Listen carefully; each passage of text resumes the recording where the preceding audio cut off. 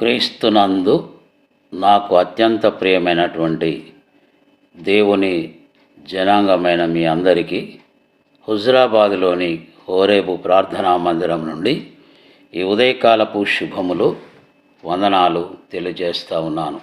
దేవుని వాక్యాన్ని చదువుకుందామండి. కీర్తనల గ్రంథం 119వ కీర్తన 103వ చరణం. నీ వాక్యములు నా జిహ్వకు ఎంతో మధురములు, అవి నా నోటికి తేనె కంటే తీపిగానున్నవి.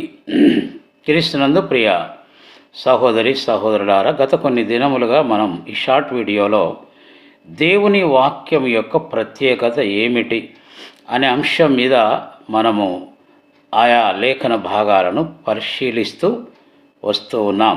ఈ దినం మరొక సత్యము ఇక్కడ చూస్తున్నాం. కీర్తనకారుని యొక్క అనుభవం. మనము నిన్న మొన్న భక్తుడైన ప్రవక్త అయిన యెహెజ్కేలు గారి అనుభవాన్ని గురించి మనం చూసాము.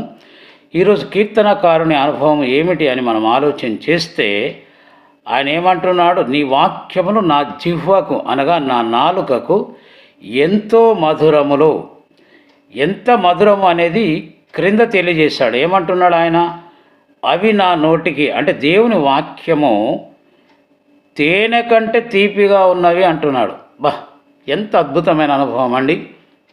అసలు తేనె చాలా మధురంగా ఉంటుంది, మనకు తెలుసు. ఇక తేనె కంటే మధురంగా ఉన్నదని కీర్తనకారుడు తన అనుభవంలో తెలియజేస్తూ ఉన్నాడు. నిజమే.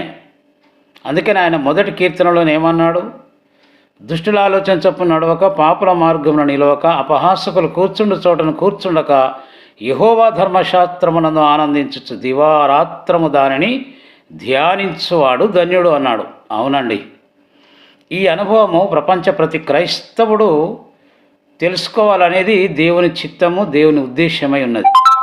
ప్రియ సోదరి సోదరుడా, ఈ అనుభవాన్ని నీవు కలిగి ఉన్నావా? అనేక సంవత్సరాల నుంచి నేను దేవుని నమ్ముకున్నాను, లేదా యేసుక్రీస్తును నమ్ముకున్నాను అని చెబుతూ ఉన్నావు. కానీ నీ జీవిత అనుభవంలో తేనె కంటే మధురమైనది దేవుని వాక్యము అనే సత్యాన్ని నీవు గ్రహించావా? ఒకవేళ అలాంటి గ్రహింపు లేకపోతే ఈ 2026 నుంచి అయిన దేవా నాకు కూడా అలాంటి అనుభూతి, అలాంటి అనుభవమును దయచేయము దేవాని తప్పిదాలు ఒప్పుకుందాం. ప్రతిదినము తేనె కంటే మధురమైన ఈ వాక్యాన్ని ధ్యానం చేస్తాం. ఆ రీతిగా ముందుకు సాగడానికి పరిశుద్ధాత్మ దేవుడు మనకు సహాయం చేయనుగాక. అందరికీ వందనాలు.